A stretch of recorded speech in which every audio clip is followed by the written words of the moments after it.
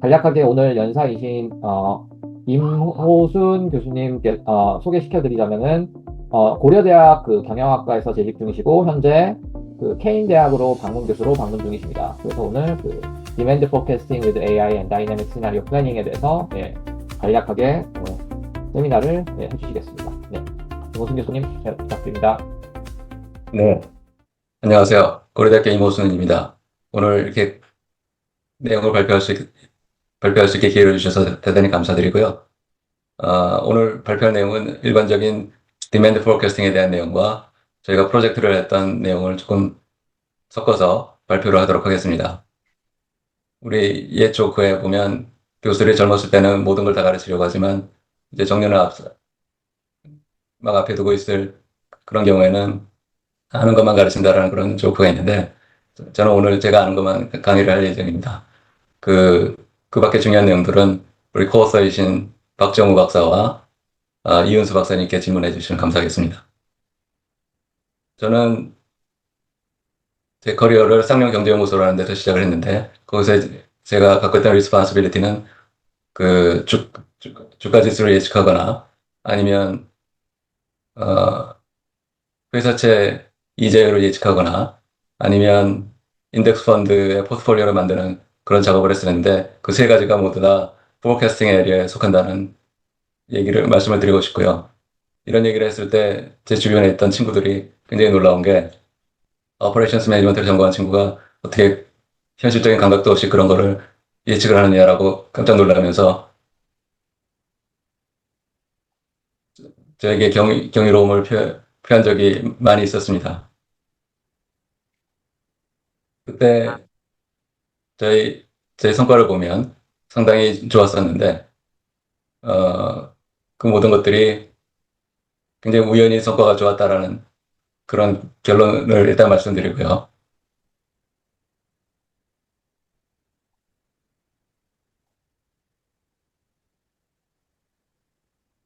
디맨드 포캐스팅의 그 책자를 살펴보면 Every Demand Forecast is Wrong이라는 그런 문구로 시작을 하는 책자들이 굉장히 많습니다. 그거는 디맨드 포캐스팅이 갖고 있는 성격 때문에 그럴 수밖에 없는데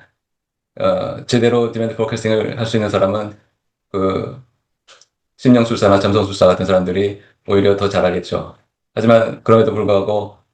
이 디맨드 포캐스팅을 멈출 수가 없는 이유는 디맨드 포캐스팅이 오퍼레이션스 매니지먼트의 첫 출발점이기 때문에 그렇습니다. 그래서 디맨드 포캐스팅을 잘해야 그 다음에 따라오는 여러 가지 포캐스팅과 관련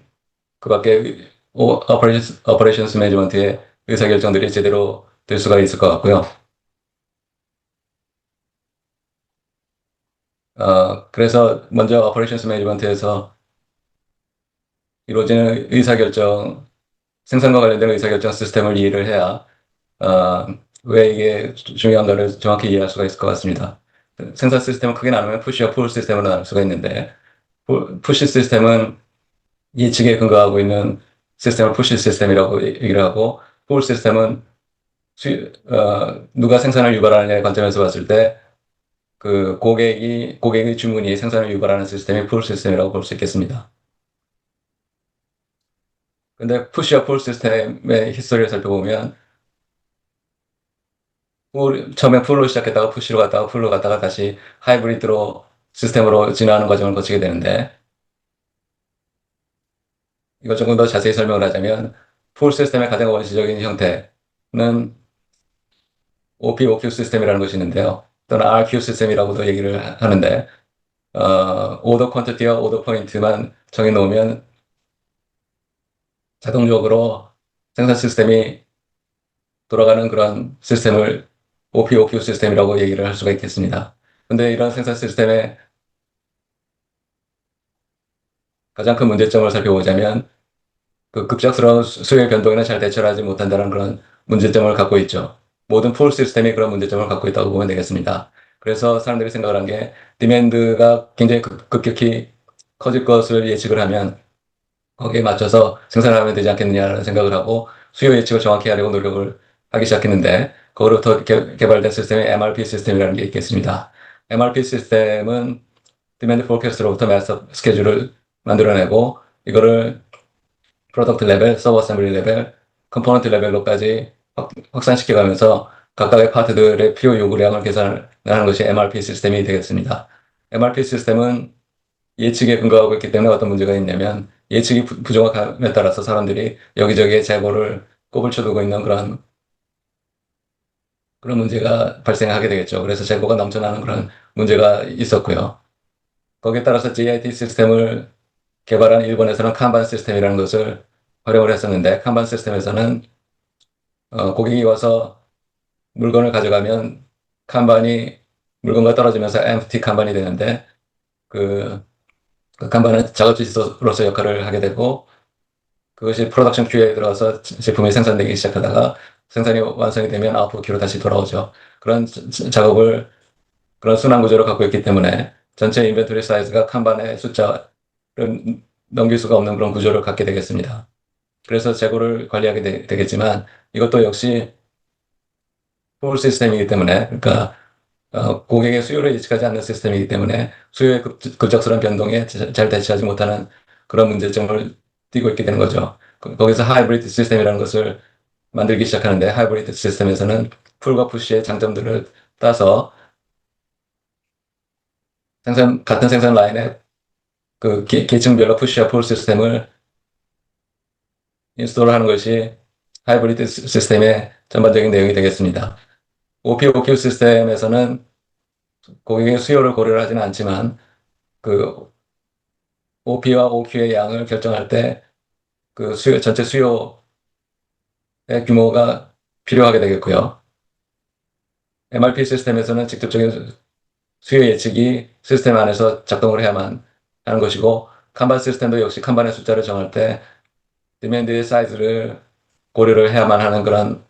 상황이기 때문에 모든 생산 시스템에서 수요 예측치가 다 쓰일 수밖에 없다라는 점이 모든 오퍼레이션스 매니지먼트의 의사결정은 수요 결정에서 시작한다라는 그런 명제를 서포트하는 그런 결과라고 볼 수 있겠습니다. 근데 수요 예측을 하다 보면 여러 가지 경우가 발생하는데 오버 포캐스트나 언더 포캐스트 또는 either way 세 가지 경우로 그 포캐스팅 에러가 발생하는 경우가 있는데 크게 두 가지로 이걸 나눠서 보자면 사수가 활이나 총을 쐈을 때 탄착군이 이렇게 모이는 경우와 확산되어 있는 경우 두 가지 경우로 생각해 볼 수가 있겠죠. 왼쪽의 경우는 지금은 타겟을 벗어났지만 타겟의 중심으로 이동시키는 것이 상당히 쉬운 편인데요. 이렇게 바이어스가 있는 경우에는 문제를 해결하기가 오히려 쉽지만 오른쪽 경우 같은 경우에는 베리언스를 줄이지 않고서는 그 타겟을 맞추는 것이 상당히 쉽지가 않은 그런 경우가 되겠습니다.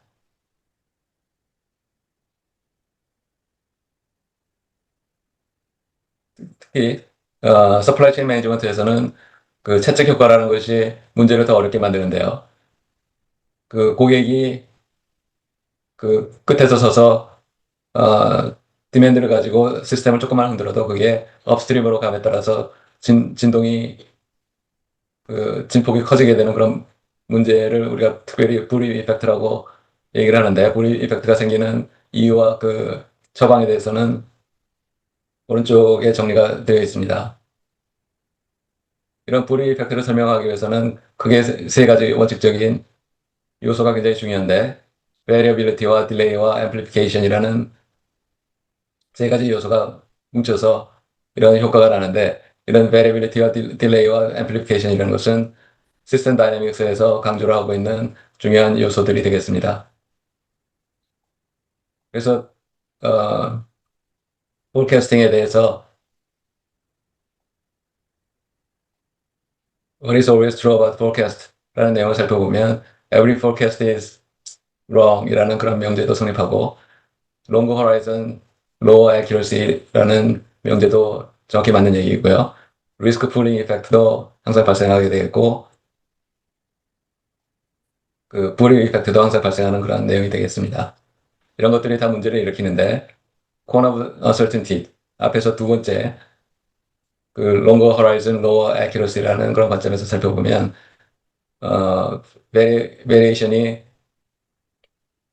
그 수요 예측의 타임 호라이즌이 길어지면 길어질수록 더 커진다라는 사실. 따라서 우리가 하루 이틀 후에 디맨드 포캐스트를 예측하려고 한다면 굳이 멀티플 또는 레인지 에스티메이트이 필요 없지만 3년에서 5년 정도 이후에 벌어질 일들을 예측을 하기 위해서는 반드시 시나리오를 작성을 하고 그 시나리오에 의해서 디맨드 포캐스트를 해야 된다는 점을 강조하지 않을 수가 없겠습니다. 그래서 실제로 현장에서는 어떤 일들이 일어나는지 살펴보면 모든 일이 일어날 수가 있는 것이죠. 제가 삼성전자의 영업 부문에서 디맨드 포캐스팅 하는 거를 강의를 한 적이 있었는데 강의 전후로 해서 그 디맨드 포캐스팅의 예측 정확도가 20% 이상 개선된 적이 있었습니다. 근데 그게 개선된 것이 아니라 그러니까 예측치를 정확히 맞췄기 때문에 성과가 좋아진 것이 아니라 사람들이 예측치에 자기 실적치를 맞추는 그런 짓들을 했기 때문에 예측 정확도가 개선이 된 그런 경우도 있었습니다. 그래서 우리가 시스템을 살펴볼 때 푸시하다면 시스템도 역시 반대편에서 푸시하다는 점을 항상 기억해야 될 거고요. 현장에서 쓰이는 예측치는 굉장히 정교한 모델을 가지고 롱 히스토리에 대해서 예측을 하는 것이 아니라 굉장히 짧고 불확실한 데이터를 가지고 예측을 하게 되고요. 아니면 애널리스트 리포트에서 베끼거나 세일스 팀의 입에서 나온 말을 그대로 사용하거나 이런 굉장히 그 말도 안 되는 일들이 일어나고 있다는 사실에 집중해야 될 필요가 있고요. 오른쪽 차트에서는 실측치와 예측치가 굉장히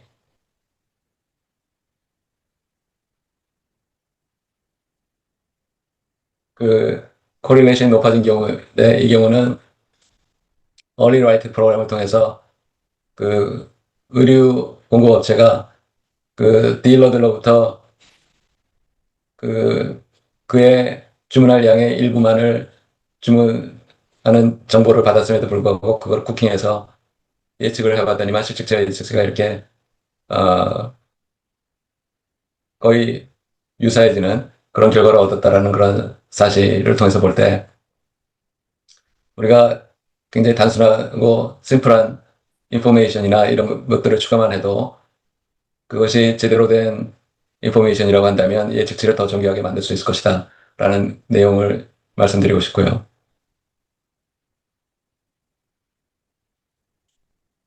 저희가 수행했던 프로젝트는 B2B 인터미디어트 그것을 수요 예측하는 그런 작업을 했었는데 수요 예측 기간은 2026년부터 2030년까지니까 그냥 단순한 타임 시리즈 모델만 가지고는 예측이 불가능한 그런 상황이었죠. 특히 최근에 이란 지역에서 일어난 전쟁 같은 그런 상황이 지속되고 있는 과정에서는 단순한 타임 시리즈 모델 같은 것을 적용해가지고는 수요를 전혀 예측할 수가 없다. 그 환경적인 요인을 고려하지 않고서는 수요를 예측할 수가 없고 그 환경적인 요인을 무엇을 가지고 고려할 것이냐. 그냥 단순한 예측 부서에서 일하는 사람들의 직감을 이용해서 예측을 할 것이냐. 아니면 그거를 조금 더 시스테마틱하게 만들어서 시나리오하고 그런 시나리오와 작성된 시나리오에 의해서 예측을 하는 것이 훨씬 더 잘 맞출 것이라는 그런 생각을 하게 된 것이죠. 그래서 그런 프로세스를 어떻게 디파인 했냐면 이런 6가지 단계를 거쳐서 수요 예측을 하게 되면 그냥 직관에 의해서 예측을 하는 것보다는 훨씬 더 좋은 결과를 얻을 수 있을 것이다라는 그런 프로세스를 저희가 제안을 해봤는데 첫 번째는 variable selection. variable selection은 시나리오에 필요한 베리어블들을 선택을 하는 그런 과정이고요. 인플루언셜 다이그램이라는 것은 그 변수들의 여러 가지 인과관계, 맵으로 한번 그려보는 것이 인플루언셜 다이어그램을 작성한 것인데, 인과관계와 상관관계는 굉장히 다른 컨셉이죠. 인과관계와 상관관계가 어떻게 다른지 한번 생각해 보신 적이 있으신가요?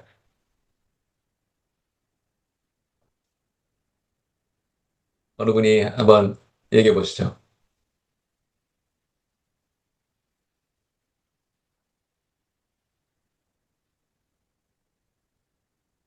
맨날 들으면서도 좀 헷갈리는 내용인데, 인과는 원인과 결과잖아요. 그래서 항상 어떤 결과는 어떤 한 특정한 원인에 의해서 발생할 수밖에 없다는 그런 완전한 관계인 것 같은데, 상관관계는 굳이 결과가 꼭, 뭐, 어떤 원인에 의해서 원인이라고 딱 규정할 수는 없다? 뭐라고 설명해야 할지 저도 항상 헷갈리는데, 어떠신가요? 인과관계와 상관관계를 설명하는 재미있는 일화가 있는데, 네. 실험이 있는데, 실험을 어떻게 하냐면, 개미를, 개미를 가지고 실험하는데 다리를 하나를 띈 다음에 명령을 내립니다. move라는 명령을 내리면, 개미가 알아듣고 조금 다리가 하나 떨어졌을까 쩍쩍쩍 하면서 뛰어가겠죠. 그러면 다리를 하나 더 띄고 또 move라는 명령을 내리면 개미가 아까보다는 조금 더 불편하지만 그래도 앞으로 기어가겠죠. 그래서 결국은 다리를 하나씩 떼면 어, 이제 개미가 기어갈 수가 없는 상황이 되는데 그 경우에 어떤 결론을 내리냐면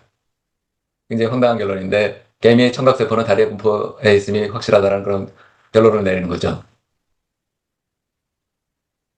그러니까 말도 안 되는 결론을 내렸다라고 그 실험을 통해서 observation 한 것이 어떤 theory나 이런 거에 근거하지 않고 그냥 눈에 보이는 결과만을 가지고 어떤 결론을 내렸을 때 그 개미의 다리의 수와 청력이라는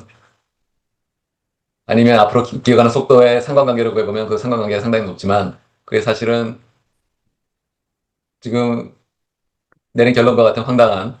그런 결론을 내린다고 하면 인과관계를 잘못 설명한 것이죠.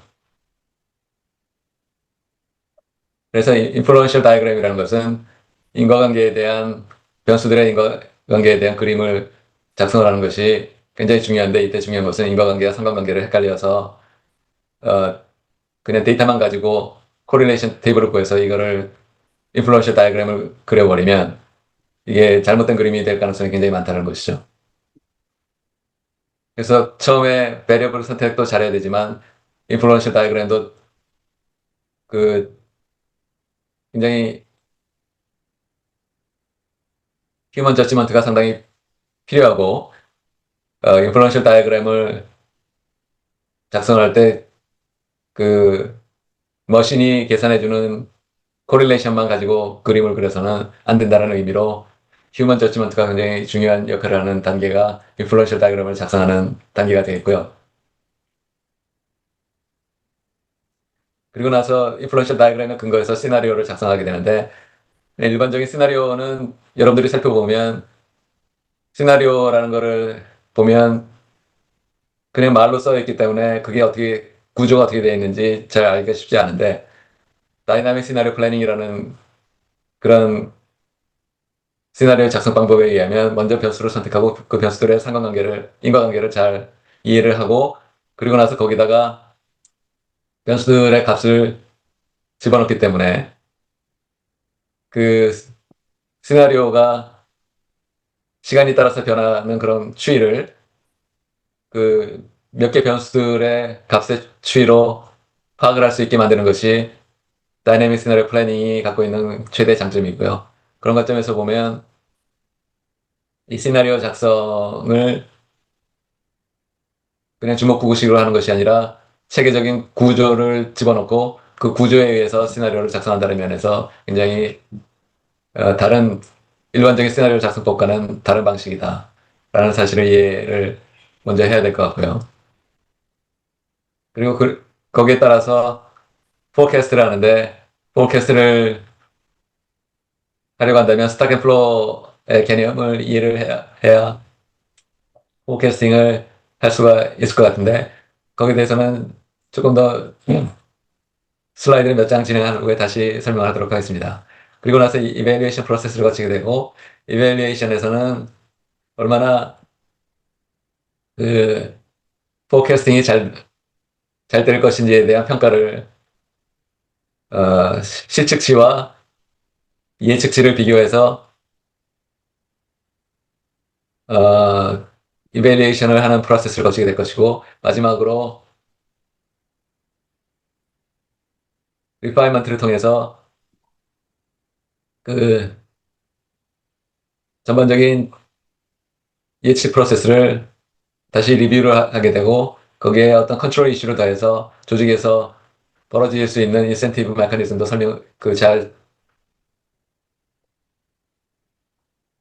잘 디자인을 하는 과정이 리파이먼트에 해당되는데, 예를 들어서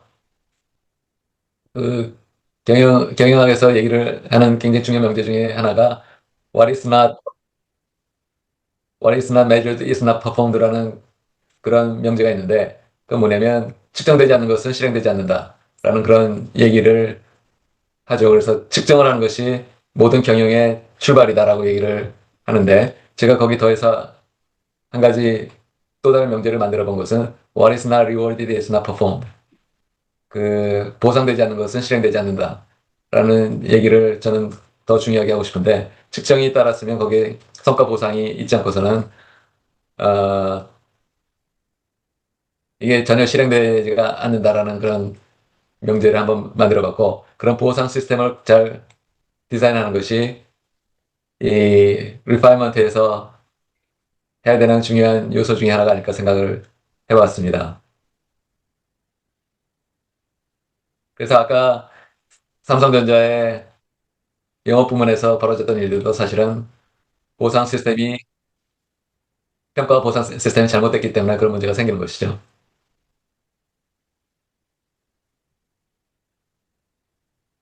결국은 그 좀 전에 봤던 비스포라는 루프가 실제로 딜리버하는 것이 무엇인가를 살펴보면 theoretical benefit이 있을 것이고 practical benefit이 있을 텐데, theoretical benefit의 내용들을 보면 실제 pure extrapolation breaks under regime change. 그 regime change라는 것은 어떤 상황의 변화, 근본적인 변화가 일어났을 때 단순한 익스트라폴레이션은 실패할 수밖에 없고, 따라서 거기에 대응해서 우리가 해볼 수 있는 것은 필요한 드라이버, 변수와 스트럭처를 잘 선택을 하는 것이 중요하다라는 그런 첫 번째, theoretical benefit의 첫 번째 내용은 그런 내용이고요. 두 번째 내용은 AI가 드라이버가 캔디디스를 아이덴티파이 하는데, 이때 시스템 다이내믹스는 causal 인터랙션을 잘 설명할 수 있다는 점. 그러니까 AI를 통해서 변수를 선택을 했을 때 그 변수 간의 관계에 대해서는 시스템 다이내믹스를 통해서 변수 간의 관계를 잘 설명을 하고, 그리고 나서 아까 설명을 좀 미뤘던 스탁 앤 플로우 모델을 가지고 시뮬레이션을 돌리게 되면 하나의 모델에서 설명하는 부분과 실제로 이 시뮬레이션을 통해서 앞으로의 수요를 예측하는 부분이 동시에 들어가 있기 때문에 환경이 변했을 때 이 나타나는 시나리오의 변화, 각 몇 가지 시나리오에 따라서 환경이 변했음을 인식을 하게 되고, 각각의 그런 환경의 변화에 대해서 예측치를 각각을 만들어낼 수 있는 그런 하나의 모델에서 코드 릴레이션십을 잘 설명하고, 그 코드 릴레이션십을 스탁 앤 플로우의 컨셉에 의해서 시뮬레이션을 돌려보는 그런 좋은 성격을 갖고 있는 모델을 한번 만들어 볼 수가 있을 것 같고요. 그리고 마지막으로 모델 플러스 저지먼트 beats either input alone. 모델과 저지먼트가 동시에 들어가 있는 그런 모델이 각각 모델만 있거나 저지먼트만 있는 그런 것보다 훨씬 더 낫다라는 그런 사실을 또 이론적인 관점에서 얘기를 하고 있는데, 그 얘기는 이 practical benefits을 좀 설명을 한 다음에 실제로 경제연구소에서 어떤 일들이 벌어지는가를 좀 더 얘기를 한번 또 해드리도록 하겠습니다. 그래서 practical benefits을 살펴보면 이론적인 베네핏 외에도 현실적인 베네핏의 종류의 첫 번째, every assumption sits on a causal map. 그러니까 그 우리가 일반적으로 assume을 하고 있는 포커싱 하려면 그 assume을 하고 있는 현상이 있는데 그런 현상들을 causal map에서 잘 설명을 할 수가 있다는 점이고요. 두 번째, scenarios are explicit driver setting, not opaque output. 그러니까 시나리오는 드라이버 세팅을 익스플리시트하게 만들어 주기 때문에 이게 이런 헌치라든지 이런 것들에 의한 그 희미한 그런 숫자가 아니라는 점. 그리고 continuous refinement enables learning under changing regimes. 그 연속적인 리파이먼트가 어떤 도움을 주냐면 changing regime에서 학습을 하게끔 만들어주는 굉장히 중요한 역할을 한다라는 그런 practical benefit이 또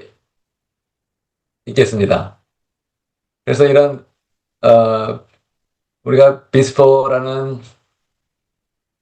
이런 전반적인 프로세스를 개발을 하고 그거를 이 프로젝트의 전반적인 그 프로젝트에 적용을 해보았는데 어, 이런 적용을 통해서 우리가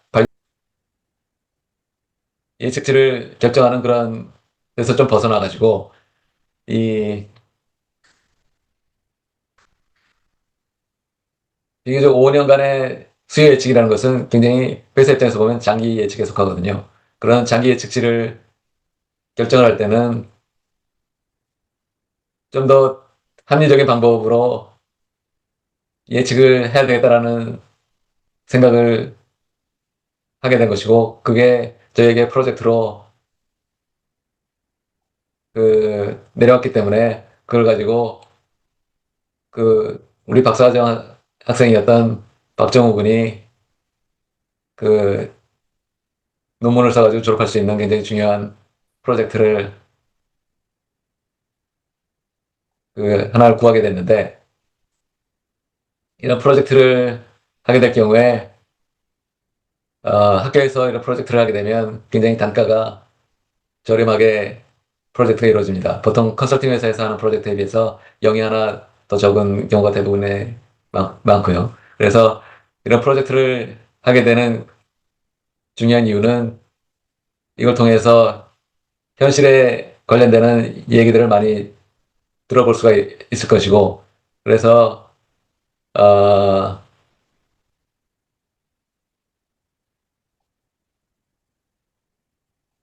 그래서 그 논문을 한 편을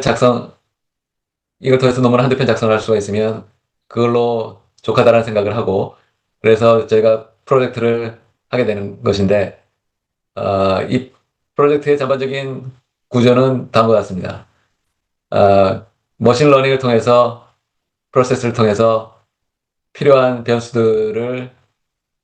선택을 해내겠고 그게 어떤 역할을 하냐면 스탁 앤 플로우에서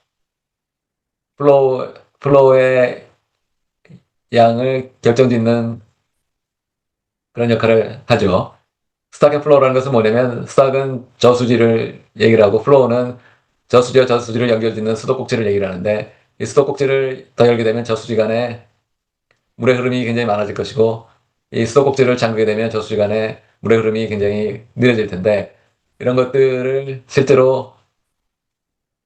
시뮬레이션을 해보면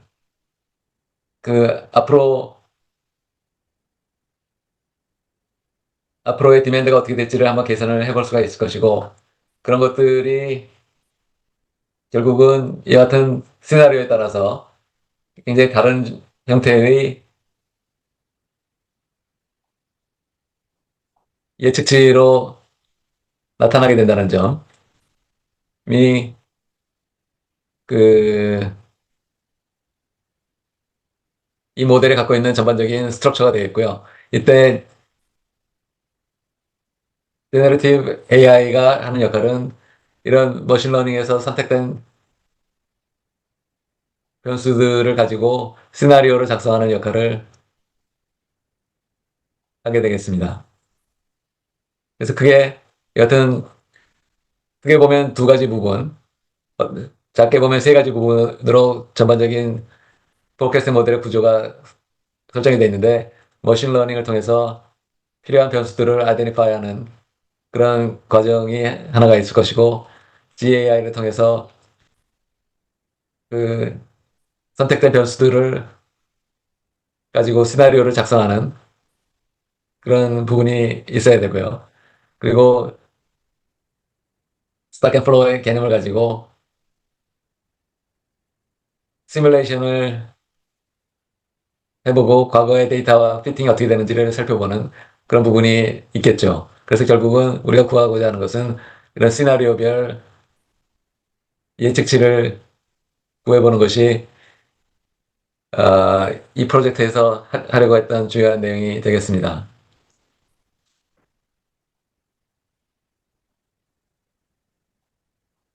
그래서 좀 더 시스템 다이내믹스에 대한 얘기를 좀 해봐야 될 것 같은데요.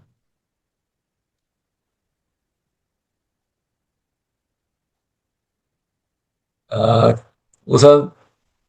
왜 우리의 멘탈 모델이 우리를 미스리드 할 수 있는가라는 그런 거에 대해서 스터먼이라고 하는 그 MIT에서 시스템 다이내믹스를 이어받은 그런 첫 번째 시스템 다이내믹스를 처음 만들어낸 분은 MIT의 그 제이 포리스터라는 교수가 시스템 다이내믹스를 만들어냈고, 그 다음에 스터먼이라는 교수가 제이 포리스터를 이어서 이 시스템 다이내믹스를 발전시켜온 그런 분인데, 이분이 하는 얘기는 우리가 일반적으로 갖고 있는 멘탈 모델은 여러 가지 생략을 많이 한다는 것이죠. 그래서 중요한 뼈대만을 이해를 하고 나머지는 생략을 하기 때문에 이 멘탈 모델이 우리를 미스리드 할 수 있다라는 얘기. 그 재밌는 이그샘플 중에 하나가 길이 막히면 사람들이 생각할 수 있는 것이 일반적인 상식적으로는 아, 길을 넓히는 게 우리가 생각할 수 있는 상식적인 방법이겠죠. 그런데 길을 넓히게 되면 그 다음에 발생하는 문제는 사람들이 차를 더 끌고 나오기 때문에 길이 더 막히게 된다는 그런 사실이 뒤에 따라붙게 됩니다. 그런데 보통 멘탈 모델에서는 앞부분만을 생각을 하기 때문에 길이 막히면 길을 더 넓게 만든다, 더 뚫는다라는 그런 데까지만 생각을 하고 그걸로 끝이지만 그것이 결국은 가져다주는 결과는 그 뒤에 따라붙는 장기적인 결과에 의해서 어, 길이 오히려 더 막히게 되는 그런 문제가 생기게 되는데 이런 멘탈 모델이 갖고 있는 문제점을 항상 고려를 하고 우리가 중요한 점은 루프를 클로즈하는 그런 사고를 해야 된다는 것이 시스템 사고가 하는 얘기고요. 그래서 피드백 시스템 다이내믹스의 세 가지 필라를 살펴보면 시스템 다이내믹스가 근거로 하고 있는 세 가지 필라 중에 첫 번째는 피드백 오버 이벤트. 어떤 이벤트라는 걸 통해서 직선적인 사고를 하는 것에서 벗어나서 피드백을 더한 그런 사고를 해야 된다는 점을 강조를 하고 있고, 그런 부분을 closing the loop라는, close the loop라는 그런 표현을 통해서, 어,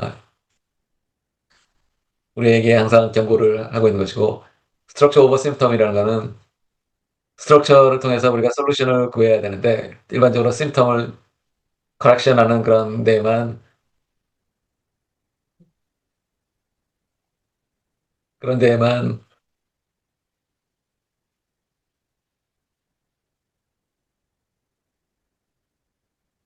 집중을 해서는 안 되겠다라는 그런 얘기가 스트럭처 오버 심텀이라는 얘기가 됐고, 시뮬레이션 오버 인투이션은 말을 의미하는 대로, 어, 어떤 직관보다는 시뮬레이션을 통해서 실질적인 객관적인 데이터를 만들어내는 것이 중요하다는 그런 세 가지의 시스템 다이내믹스가 근거로 하고 있는 특징들이 있는데, 그거를 조금 더 정리를 하자면, 트래디셔널 비즈니스 띵킹이 갖고 있는 특징과 시스템 띵킹이 갖고 있는 특징을 이렇게 정리를 해봤는데, 너무 이게 내용이 많으니까 이거는 각자 읽어보시면 도움이 될 것 같습니다. 그래서 시스템 다이내믹스에서 주로 하는 내용은 이런 몇 가지 굉장히 중요한 패턴을 이해를 하고 현재 이런 패턴으로부터 데이터의 패턴으로부터 나타날 수 있는 그 인과 지도를 그려내는 것이 그 시스템 다이내믹스의 버케뷸러리라고 하는 그런 부분인데 일종의 이런 각각의 패턴들이 빌딩 블록으로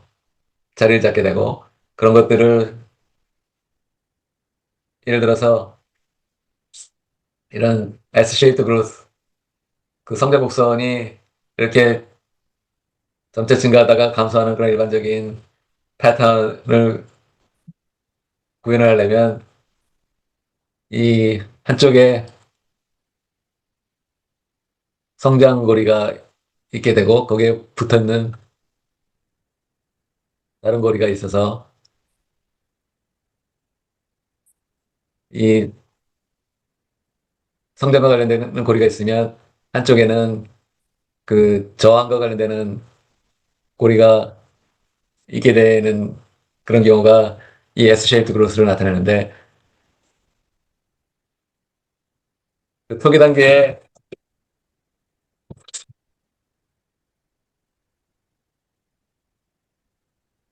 성장을 이룰 수 있는 것은 이쪽 성장고리에서 굉장히 좋은 반응이 일어났기 때문에 이런 성장을 급속도로 할 수 있지만 이 리미팅 프로세스에서는 여기 항상 개입을 하는 것이 타임 렉을 가지고 개입을 하기 때문에 이 쉐이브 오브 그래프가 같이 처음에는 증가하다가 점차 감소하는 이런 형태로 나타나게 된다라는 그런 사실을 발견할 수가 있고요. 또 이런 오실레이션과 관련되는 그래프는 프로세스에 이런 고리가 있을 때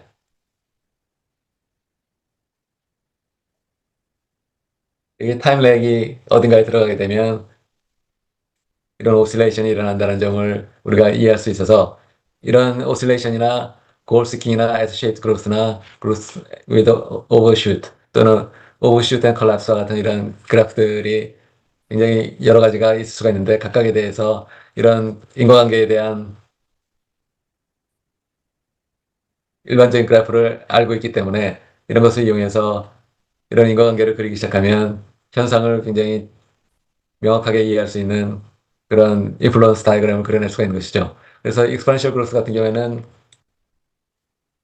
일반적으로 어, 이런 net increase rate이 state of the system에 직접적인 영향을 포지티브한 영향을 줄 때는 이런 리니어한 그래프로 그려낼 수가 있는데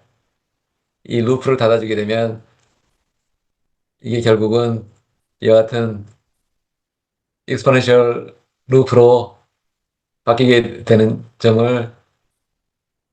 이해를 하고 있어야 이 closing the loop가 갖고 있는 의미를 제대로 적용할 수가 있는 것이죠. 그래서 실제로 이런 형태의 그래프를 살펴보면 US real GDP, US prison population, world population, 그리고 transistor per chip, 또 역시 이런 exponential growth를 나타내는 현실에서 발견할 수 있는 example들인데 이런 example들이 결국은 아무런 관계가 없어 보이지만 이런 exponential growth를 나타내는 모든 그래프는 아까 봤던 그 루프를 클로징하는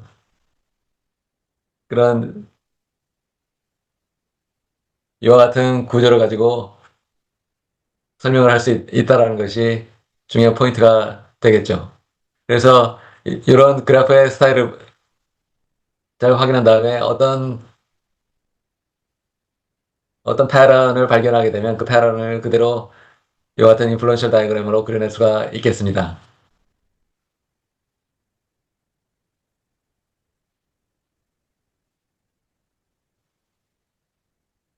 이 그래프는 스트럭처 오버 아까 살펴봤던 내용이 스트럭처 오버 시스템이라는 내용을 서포트를 하는 그림인데 Shifting the Burden이라는 그 아키타입이 있는데 이런 보통 그 8가지의 시스템 다이내믹스에서 강조하는 아키타입을 살펴보면 그 중에 하나가 Shifting the Burden이라는 아키타입인데 우리가 그 머리가 아프면 뭘 해야 하죠? 머리가 아프면 약을 먹거나 엑서사이즈를 해서 피지컬 스트렝스를 높이거나 아니면 가서 푹 쉬거나 그런 일을 해야 되는데 이런 푹 쉬거나 엑서사이즈를 통해서 바디의 피지컬 스트렝스를 증가시키는 방법은 결국은 근본적인 솔루션을 찾는 프로블럼 솔빙 프로세스에 해당되는데 그냥 약을 먹는 것은 심птом을 커렉션하는 프로세스에 불과한 것이죠. 그래서 심птом을 커렉트하는 것과 프로블럼을 솔빙하는 것은 근본적인 차이가 있는데 한 가지 문제점은 심птом 커렉션한 것이 프로블럼의 루트 코즈를 찾아서 문제를 솔브하는데 악영향을 미친다는 것이 이 shifting the burden이 얘기를 해주고 있는 반대 이걸 조직적인 문제에 적용을 해보자면 어떤 문제가 일어났을 때 두 가지 목소리가 있는데 첫 번째 목소리는 롱텀 솔루션을 찾는 목소리가 있을 것이고 두 번째는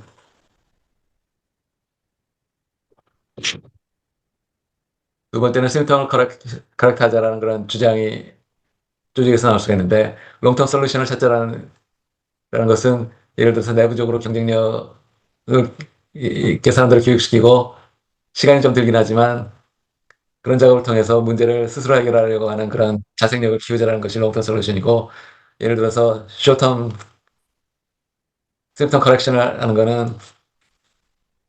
컨설팅이라든지 외부 전문가에게 맡겨서 문제를 해결하자라고 주장을 하는 경우를 살펴볼 수가 있는데 이때 그 대부분의 경우에 쇼텀으로 심텀을 커렉트하는 방법을 선택을 하게 될 것이고 그러다 보면 롱텀 솔루션을 주장하던 목소리는 심텀 커렉션을 하는 소리에 영향을 받아서 점점 목소리를 잃어버리는 그런 경우가 발생하겠죠. 그래서 한번 슈퍼맨이라는 히어로를 하야했으면 그 다음번에 문제가 오게 되면 더 대단한 슈퍼맨을 하야를 해야 될 것이고 결국은 이런 슈퍼맨들이 문제를 해결을 한다고는 하지만 그거는 문제 수준이 올라가다가 잠시 내려오지만 이게 다시 올라가기 시작하고 이것이 잠시 내려오는 듯하지만 결국은 이런 형태의 문제들이 점점 커지는 그런 패턴을 발견하게 되고 결국은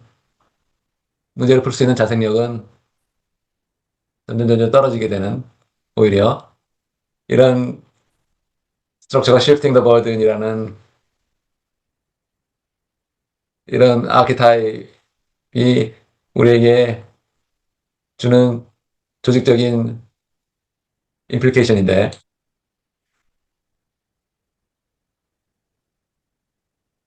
이런 그 시스템 다이내믹스에서 주장하고자 하는 바는 뭐냐면 이 스트럭처라는 것은 솔루션을 구하는 방식이고 이 심텀이라는 것은 결국은 이 대증 치료만을 얘기를 하는 것인데 스트럭처 오버 심텀을 강조를 하고 있는 것이죠. 그래서 이런 데 근거해서 우리가 전반적인 그 플로우, 이 코어설 맵을 그려보면 GDP라든지 로 머티리얼 중에 원유의 가격이라든지 테리프 에펙스, SCM 같은 SCM에서의 여러 가지 인터럽션들이 발생할 수 있는데 그런 것들이 디맨드 시프트 드라이버로서 역할을 할 것이고 이것이 결국은 포텐셜 커스터머나 마켓 디맨드에 영향을 미치게 될 것이고 마케팅맨드와 포텐셜 커스터머 간에는 이런 루프가 형성될 수 있다라는 이런 일반적인 그림을 한번 그 코어설 맵을 그려볼 수가 있고요. 이걸 통해서 우리가 궁극적으로 작성하고자 하는 것은 뭐냐면 앞으로 시나리오가 어떻게 될 것인가를 이런 코어설 맵을 근거로 작성을 해보는 것이 다이내믹 시나리오 플래닝에서 하고자 하는 바고 결국은 리세션과 베이스라인과 붐이라는 세 가지 다이내믹 시나리오를 작성을 해봤고요. 이런 다이내믹 시나리오 플래닝을 결국은 어, 이런 시나리오를 실제로 작성하는 것은 GAI가 요즘은 시나리오를 작성을 잘 해주니까 그냥 별 어려움 없이 시나리오를 작성을 쉽게 할 수 있을 것이고 결국은 아까 얘기했던 스타크 플로어 개념을 더하기만 하면 포텐셜 마켓에서부터 어답터로 바뀌고 그 이 리타이어드 유닛이 결국은 리퍼처스로 이루어져서 포텐셜 마켓이 다시 채워지는 그런 모델을 만들어 볼 수가 있는데 결국은 코어설 맵이라는 전반적인 하나의 큰 덩어리가 있고 스탁 앤 플로우라는 그런 시뮬레이션 런어블 시뮬레이션 모델을 두 개를 붙여가지고 코어설 맵에서는 시나리오를 다이내믹 시나리오를 만들어내고 스탁 앤 플로우에서는 실제로 수요의 수요가 어떻게 될 것인가를 예측해내는 그런 작업을 할 수가 있겠죠. 그래서 하나의 모델을 가지고 디맨 드라이버 시나리오와 디맨 디맨 디맨드 트라젝터리를 다 계산을 해보자는 것이 시스템 다이내믹스를 쓴 이유가 되겠고요.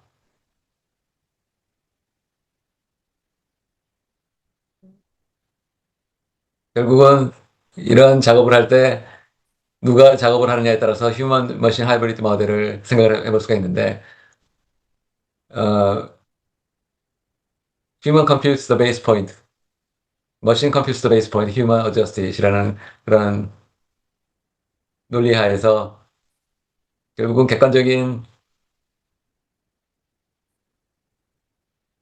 지표는 결국은 머신이 계산을 하지만 그거를 어저스트하고 거기에 대해서 조정을 하는 것은 휴먼이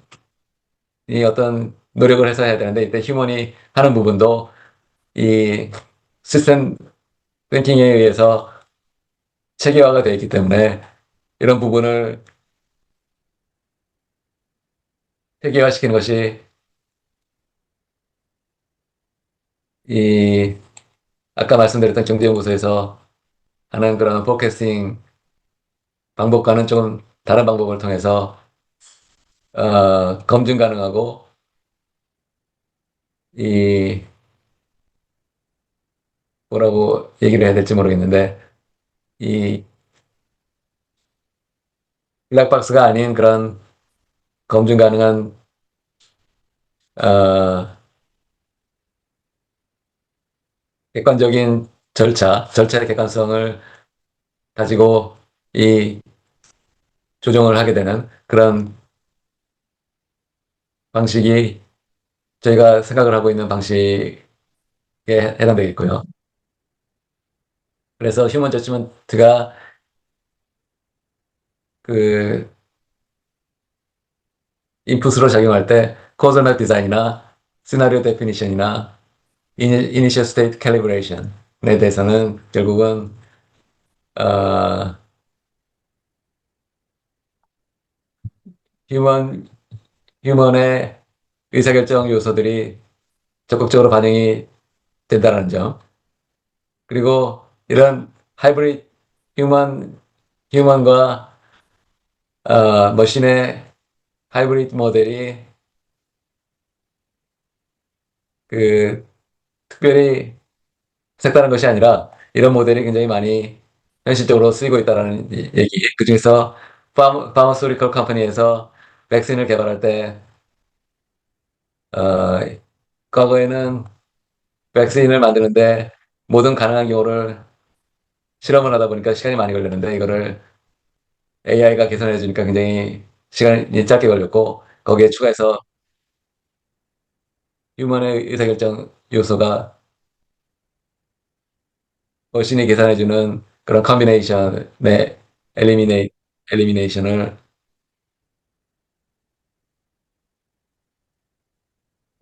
그 협업을 통해서 이 시간을 굉장히 단축할 수가 있다는 점. 칩 디자인도 마찬가지고 어, 밖에 그 전력 수급의 예측치에도 그 이런 맨머신 하이브리드 시스템이 많이 쓰이고 있고 또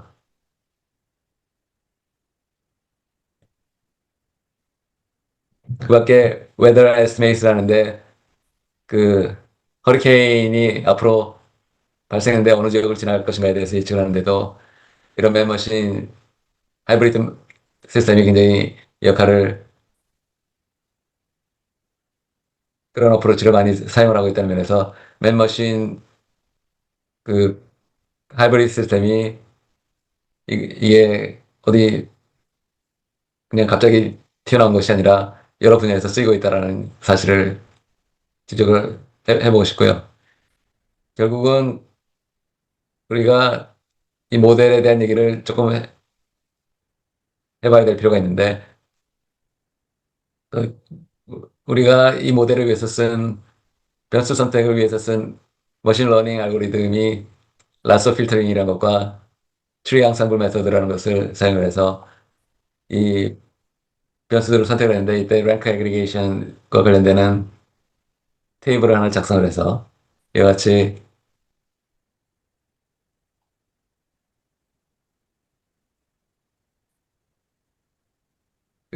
이 테이블을 통해서 이 세 가지 트리 앙상블 메서드를 정리를 해봤더니만 p-밸류가 대략 0.05 이하로 나오게 되는 좋은 결과를 얻을 수가 있었다는 것이죠. 그래서 결국은 처음에 시작은 40개의 굉장히 많은 변수들로 시작됐지만 라쏘 그 회의 분석을 통해서 이걸 13개로 줄였고 세 가지 필터링 앙상블 메서드를 통해서 5개까지 대폭 이 드라이버 숫자를 상당히 줄이게 됐다는 점이 굉장히 저희가 이 프로젝트를 하면서 조금 놀랐던 부분인데 결국은 현장에서 있는 전문가들이 40개 변수가 다 중요하다고 주장한 것이 결국은 머신러닝을 통해서 살펴보니까 5개 정도만 중요하다라는 사실을 발견을 했고요. 그리고 5개 정도는 최소한의 변수의 숫자에 해당되고 결국은 조금 이 시나리오를 작성하는데 5개 외에도 다른 변수들을 조금 집어넣을 필요가 있어서 그런 변수를 프린시플 컴포넌트 애널리시스를 통해서 집어넣어서 작성을 해봤더니 대략 한 11개 정도 변수는 집어넣으면 이 시나리오를 작성하는데 크게 무리가 없다는 사실을 저희가 발견을 하게 됐고 어, 여기 모델을 살펴보면 이쪽에 선으로 연결이 많이 된 이런 부분은 시나리오 플래닝을 위한 시나리오 플래닝을 위한 변수를 선택하기 위해서 리스트된 그 입력 변수들인데 이 중에서 다섯 가지만 선택을 해서 사실은 이 시뮬레이션을 돌리는데 사용을 해도 크게 문제는 없다라는 사실을 발견했고, 이 여기 밑에서 실제로 계산을 하게 되는 시뮬레이션 모델은 일반적으로 음, 베스트 모델이라는 이런 모델을 조금 마디파이 했는데, 마디파이한 부분은 큐뮬러티브 세일즈에서 포텐셜 디맨드로 다시 돌아가는 부분을 추가해서 모델을 조금 더 현실적으로 바꾸는 노력을 해봤고요. 그래서 이 전반적인 모델을 돌려보니까 그 2025년, 2024년까지 데이터를 근거로 2025년부터 2030년까지 베이스 포인트를 100으로 잡으면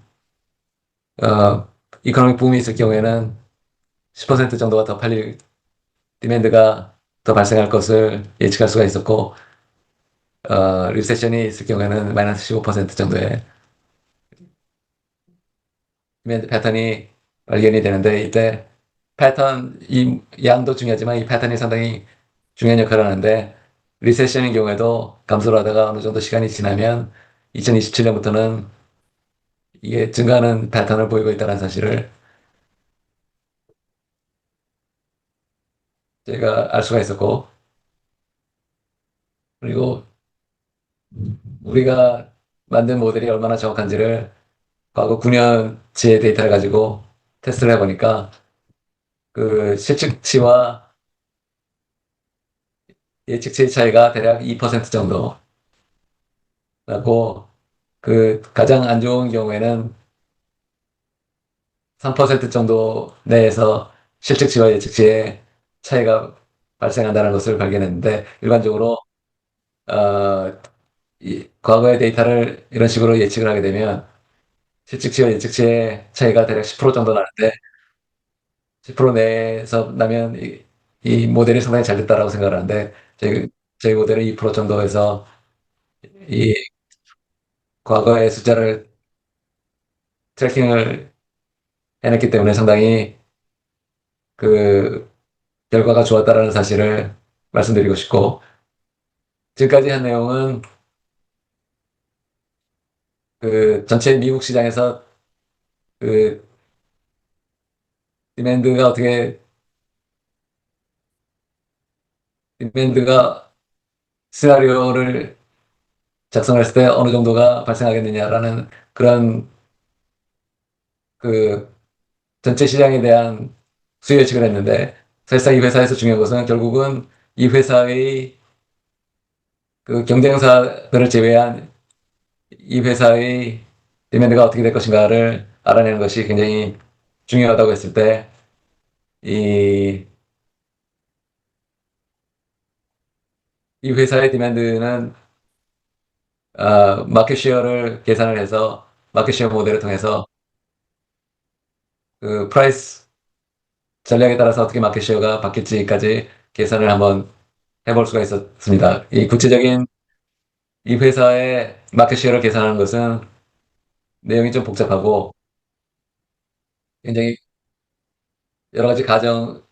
하에서 문제가 풀렸기 때문에 그 오늘 발표에서는 그런 부분은 넘어가도록 하겠습니다. 그래서 결론적으로 그 이